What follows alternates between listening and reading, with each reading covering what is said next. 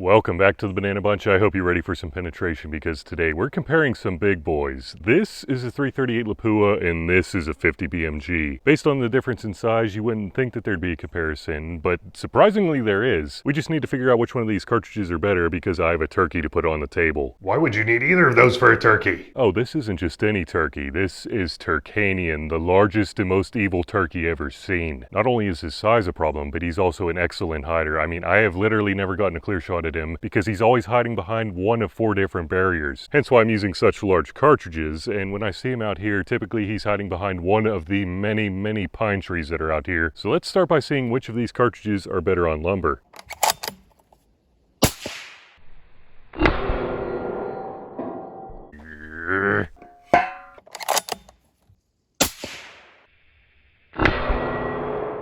Based on what I saw when the block had shifted, I definitely do not think that Turkanian would like that first shot. But the second shot is still up in the air. I don't know for sure where I hit. And oh, another good shot placement. It kind of looks like 2 googly eyes are looking at me a little lopsided, I guess. Check out the back and see. Wow. For hollow points, those left massive holes. I guess they expanded slightly, but anyway. Oh, wow. Okay, yeah, that second shot was very consistent with the first one. I don't know for sure how deep they are, but I forgot to say the Turkanian is a 5/8 inch piece of mild steel. Pinky tests feel very similar, so we might have to grind those later. I mean, I guess really only if the 50 BMG doesn't go straight through, and one thing that I am looking forward to with the 50 BMG is the potential for it to just split the tree in half and make it fall on Turkanian as well. I don't know for sure that it'll do that, but we'll see.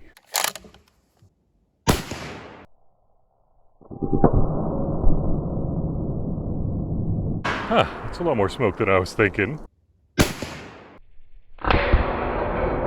There it is! On the first shot I was like, man, that block is staying together surprisingly well, and then the second one came around and I was like, oh, there it is. Now I just need to figure out where the top half of the block went, and it looks like this one actually split apart too. Something I was just thinking is that these days, staying safe online should be as simple as a click of a button. Luckily with NordVPN it is. With a single click, you could become a lot safer online, keeping your private information truly private. Traveling to a land far away, well that is absolutely no problem because you could stay virtually at home, keeping up with your favorite TV shows and content, including Banana Ballistics. No, just kidding. But you could do this anywhere in the world. And with Threat Protection Pro, you're guarded from phishing, scams, and malware before they even get close. Regular old VPNs don't even protect you from fake web stores, but Threat Protection Pro does. In fact, NordVPN was ranked 3rd in AV Comparative's Fake Shop Detection Test in 2024, beating out many other premium cybersecurity tools. Simply enable Threat Protection Pro on your device, and it will alert you if you're about to enter a fake web store on any browser. Some might even dare to say the perfect feature for that misses in your life. Hey! Plus, NordVPN isn't just secure, it is the fastest VPN on the planet, even faster than the bullets that I'm using. Boo! So you never have to sacrifice speed for safety. So choose NordVPN, the privacy-oriented way to stay protected, connected, and unstoppable. Make sure to use my link down below or go to nordvpn.com/bananaballistics to get an extra 4 months of protection with your purchase of a 2-year plan. Now, where were we? Alright, here it is behind the railroad ties, probably a good 5 feet. Looks like we had 2 decent shot placements in the circles. Again, they would have been googly eyes looking at me in different directions, but anyway, let's check out Turkanian here. Okay, 2 absolutely massive, and I mean massive dents right there. They are definitely deeper than the 338 Lapua, but surprisingly it didn't go through. But I think it's safe to say that neither one of these cartridges would have an issue when it comes to pine trees. Now, if I'm being completely honest, I rarely see Turkanian out in the woods because, believe it or not, he is more of a city bird, which might help to explain his evil side. What's that supposed to mean? Anyway, cities bring a whole nother list of barriers to hide behind, namely concrete. And guys, I really don't feel like drawing a whole nother Turkanian. I mean, it's just gonna get ruined like the last one, so let's go with the budget option. Just give me a minute. Oh my gosh, Turkanian, what happened to you? Actually, I'm kind of liking that fresh new look. Mainly because that was about 1,000 times easier to draw. I didn't draw it on the paint side because the paint was taking freaking forever to dry. But what didn't take forever to dry was all this marker on my hand. You gotta love arts and crafts. Anyway, Lapua time.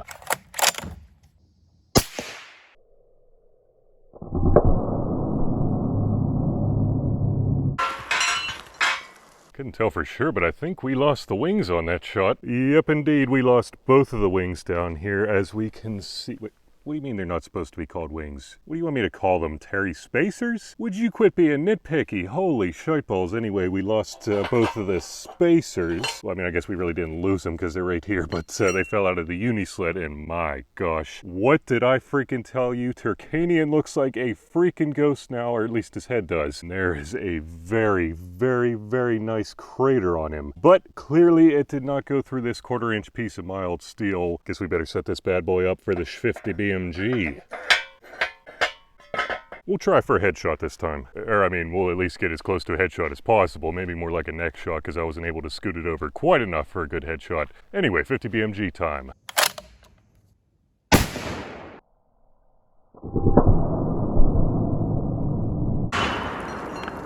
Almost looked like it would have blown a whole damn bridge apart. I mean, whoa. Very, very good shattering effect. It's kind of hard to tell with all the concrete that was already there, but I mean, you could probably throw a 50 BMG bullet at the concrete thing and it would have, you know, been a good shattering effect. Anyway, we only lost one of the spacer wings this time, and somehow the plate is just barely holding on. I mean, Turkanian is just barely holding on, I guess. Oh, yeah, it is that massive, massive bulge, but it surprisingly did not cut into the steel like the Lapua right there, so I don't think it went as cleanly through. Might just have to check around. Okay, here is, I believe, most of the 50 BMG bullet, or a good portion of the 50 BMG bullet, at least the lead on the inside. Man, that is crazy how much that got shredded apart. Wow, that's probably not even 100 grains. As controversial as this is going to be, I'm going to call that concrete round a tie. What? I know the 50 BMG looked a whole lot more spectacular, but based on the damage that each did, I really don't think that the 50 BMG would have done a whole lot more to Turkanian on the other side of concrete. I could be wrong about that, but one thing I know I'm not wrong about is if Turkanian showed up at my house, he would pretty much only have sand to hide behind, which, lucky for him, sand is extremely difficult for bullets to get through, especially lead core bullets. So let's see if we have any chance of getting through 6 inches to Turkanian on the other side. Basically, if either of the bullets make it through 6 inches of sand, I think they are going to be the automatic winners, but we will see.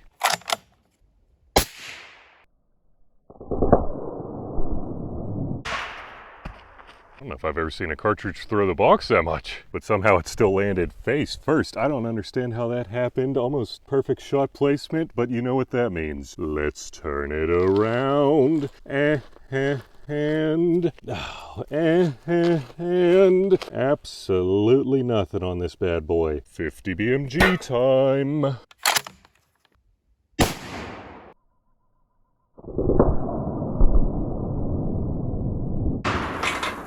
That looked promising, but looks can be deceiving. And I think that is exactly what happened here. This is exactly what I was worried about. It had so much force that even though it didn't go through, definitely did not go through, it just punched the whole freaking sandbox into these 2 corners right here, cutting the entire box the whole way down on either side. I mean, somehow I didn't lose most of my sand. Let's check out the shot placement on that though. I mean, perfect shot placement right there. Well, maybe not perfect shot placement, but right beside the Lapua. I cannot believe that 6 inches of sand can stop a 50 BMG of any sort. So I guess that means if Turkanian is hiding behind sand for some reason, we are SOL. And never in a million years would I have guessed that Turkanian, a freaking turkey, would have hidden in the pot that I plan on deep frying him in, but my game cam caught him getting out of it last night. You know, normally pots wouldn't be an issue for these beastly cartridges, but this pot was made specifically for a massive bird, so it has some thick steel sidewalls. I'm assuming that a 1/2 inch mild steel sidewall won't be too much of an issue, but we'll just have to see about that. Oh, and by the way, Steel Sled 3.0 is back for UOG viewers, mainly because I literally just replaced the drill press vise on the Steel Sled 4.2, now Steel Sled 4.3, and I really don't want him to become Steel Sled 4.0 that fast, or it's 4.4. Like I said, a 1/2 inch really shouldn't be an issue, but then again, these aren't armor-piercing bullets we're talking about, so I guess anything's possible.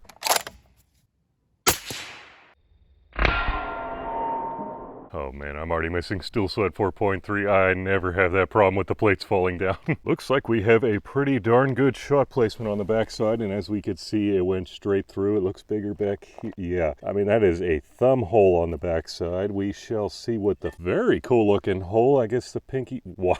Oh, I just slid in that hole. My gosh, that is massive. I don't want to touch it, but that is definitely the wad that it punched out of the steel right here. Is there really any good reason to put all that wear and tear on my shoulder? We know the 50 BMG is going to go through. Oh, it's worth the wear and tear, all right. Now get to shooting.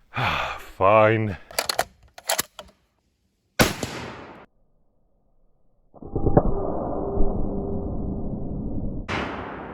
Just remember, when I'm getting a shoulder replacement in the next couple years, it's going to be your fault. Just kidding, I wanted to see what would happen on that half-inch piece of mild steel as well. Well, we definitely shifted Steel Sled 3.0 around, that is for dang sure. Oh my gosh. Oh my gosh, I don't want to touch it, but look at how big the wad is. I mean, that definitely means that we made it through the sidewall. Oh my gosh. Oh my gosh, Turkanian would definitely like, or not like that. That is the largest hole I have ever seen on a piece of steel. Look at my thumb in there. There's a lot of room to spare. My gosh, that is definitely the biggest hole I've ever seen. And the front looks pretty terrible. I mean, that barely was going through that half-inch piece of mild steel. Well, at least I can sleep easy knowing that Turkanian is not safe with parts of the pot that have half-inch sidewalls, but what about when they get a little thicker? And I believe the pot gradually thickens up to a 5/8 inch sidewall thickness, so let's see if either cartridge has a chance of getting through this beast.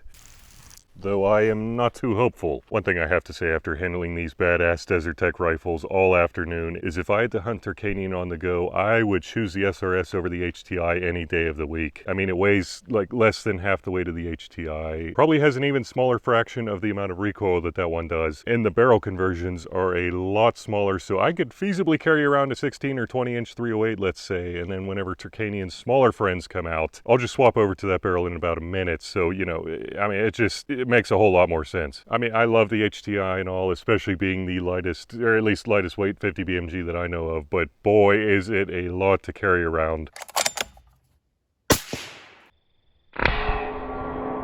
Shooting that Lapua is like, and then you get to that 50 and you're like, holy! And we already have the results. Obviously there is a nice bulge on the back, but Turkanian is snuggling safe and sound inside that pot right now. At least the 5/8 inch sidewall thickness portions of the pot. And oh wow. Wow, that went super deep in there. Man, that is crazy. Let me get a pinky in there and see how we did. Wow. Wow, that is a very good pinky hole. More like a thumb, yeah, not quite a thumb hole, somewhere in between, maybe middle finger hole. Super freaking deep, but obviously not deep enough. Maybe the 50 will do it, although based on its performance last time around, maybe not.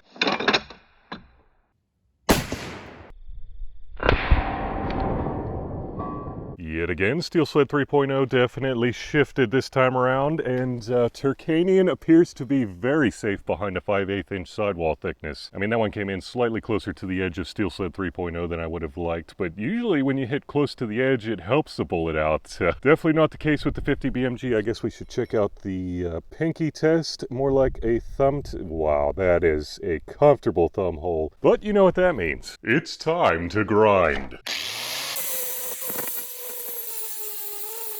Guys, you're never going to believe this, but the 338 Lapua actually outcompeted the 50 BMG. I mean, barely enough to break a tie, but it still amazes me that it could compete with it at all, given the difference in size. Now, when it comes to armor-piercing bullets, you know, it's a bit of a different story. Both the cartridges are freaking awesome with armor-piercing bullets, so if you want to check out the videos that I've done, some of them should pop up here, and remember, don't let ballistics drive you bananas.